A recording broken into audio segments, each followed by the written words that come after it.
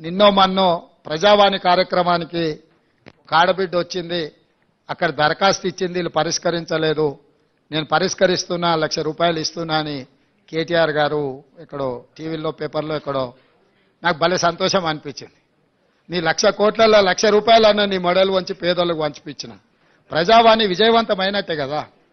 ప్రజావాణి ఏంది, అక్కడికి వచ్చిన వాళ్ళ సమస్య పరిష్కరించడానికి, ఆ సమస్యను మేము పరిష్కరించినట్టే కదా. ఆమె అక్కడికి రావడం వల్ల, ఆ సమస్య తెలవడం వల్ల 1,00,000 కోట్లు అక్రమంగా సంపాదించుకున్న దాంట్లో ₹1,00,000 అయితే ఒక మహిళకు పంచివ్వగలిగినాం కదా. కాబట్టి మా ప్రజావాణి కార్యక్రమం విజయవంతం అవ్వడం మొదలుపెట్టింది.